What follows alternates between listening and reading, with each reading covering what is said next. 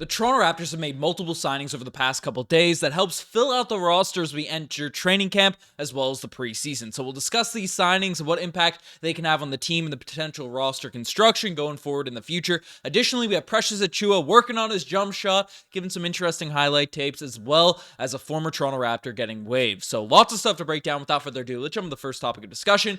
First thing we're taking a look at is the Toronto Raptors making multiple signings over the past couple of days. Now, this is the time of year where the Raptors, NBA teams, they tend to fill out the back end of their rosters, bring in guys. So come summertime, you look at the prospects you may have been scouting across the NBA, across college, and see, hey, maybe these guys have a future. Maybe they're players we'd like to get into our system, the G League, and heck, if they have a remarkable training camp, a remarkable preseason, they could even get on the roster. And the Raptors have brought in two of these dudes, which have an interesting backstory and maybe some potential in the league. The first one, well, basically I'll break down the full report, is Vic Murphy came out and said that the Toronto Raptors have signed Mouhamadou Gueye to an Exhibit 10 contract, with Kevin Obanor now official as well. Their camp roster is now set to 21 players, barring any changes. So, 21 guys, that roster will certainly get cut down to probably 16, given the 3 two-way contracts we're allowed to have, and then the rest being main roster spots. But Raptors have an interesting couple pieces in Gueye and Obanor. As basically, we'll take a look at Mouhamadou here first, as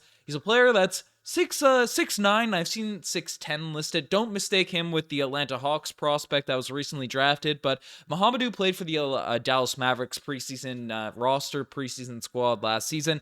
He's 25 years old. He's long as a wire shot blocker and played on the Raptors Summer League team, and had a pretty solid performance coming in for Summer League for the Toronto Raptors. Basically, nothing too ridiculous in terms of stats. I mean, only played 17 minutes per game, but, 5 rebounds, an assist a night, 1 block per game, and then in terms of points, 8 points, close to 8 points per night. Not shooting too many threes, 25% from the three-point line on 2.4 attempts per game, but, a little bit of an undersized, mid-sized forward that can knock down some shots, be athletic, be mobile on defender, and, had a solid performances. The Raptors Summer League team just wasn't that great in terms of winning games and having some big nights and overall, but Gueye was one of the guys that didn't have a lot of hype, didn't have a lot of excitement going into the Summer League, unlike a Moses Brown or one of these dudes, but definitely showed some stuff, showed some interesting talent, showed some interesting performances there.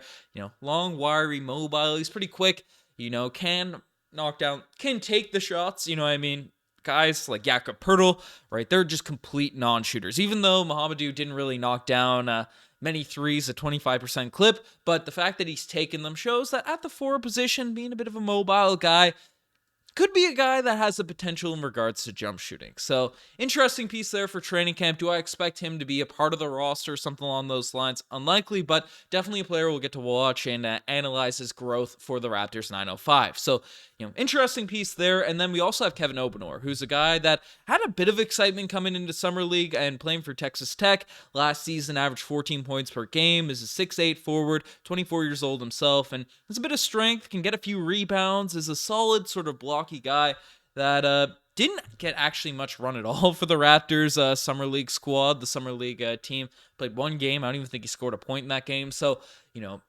going into a little bit blind in terms of what he's looking like in a Raptor system, in the Raptor Summer League system, but he's a dude that's not an insane athlete. He's a bit of a tweener. That's a word that was thrown out a lot a decade ago when there's set positions. Anthony Bennett was labeled a tweener a lot, that he's the sort of definitive archetype for one of these guys, but not super insane athletically to where he's going to be out there on the wing clamping people up, but he's also not extremely big, so he's not going to be overpowering people in the paint, just using his strength. But if he has smaller guys on him, he can definitely get a lot of rebounds, he can finish down low as a nice sort of repertoire in terms of finishing around the basket, and is a solid jump shooter. His college career definitely had a little bit of ups and downs, but always hovered in the mid 30% in regards to three-point shooting. As a long-distance guy, all the scouting reports looked at him as a guy that, is a big wing or a small forward that can space the floor, can get rebounds, isn't remarkable at the point of attack on defense, isn't going to be sliding people left, right, and center, but could be an interesting piece. The Raptors have brought in 2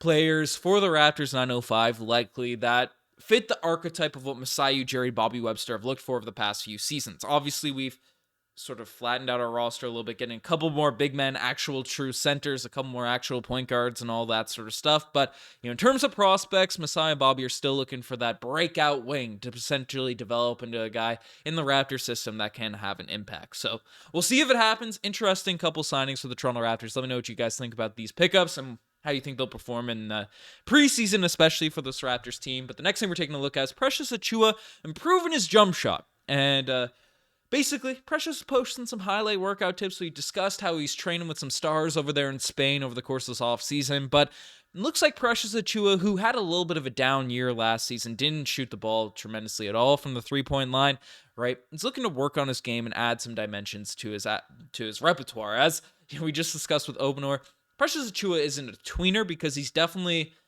quick enough to guard on the wing, right? He's a guy that has proven he can switch on to anyone and be a defensive presence out there. And, when he's forced to play the center position, he can hold his own against most matchups. So defensively, Precious is fine, but offensively, I'm definitely going to need to tighten up the handle. If he's going to be more of a 4 out there in the modern NBA, going to have to be able to knock down that three-point shot. And he's posting some videos to his IG, basically working out on his game. And I couldn't get the clip, the scraper I had to grab the video just wasn't working, but he ended up shooting a bunch of corner threes, getting some workouts in, taking some quick, swift pull-ups, there for Precious Achiuwa. So it's nice to see Precious just getting in the gym and really making an emphasis, when they're posting the workout videos, right? When they're throwing it out to the fans, they want to sort of send the message like, hey, this is what I'm working on. And he seemed to be shooting it at a high clip. The jumper looked fluid. It looked smooth, looked confident out there. In an open gym, we've seen Ben Simmons knock down some open shots, so I don't want to overreact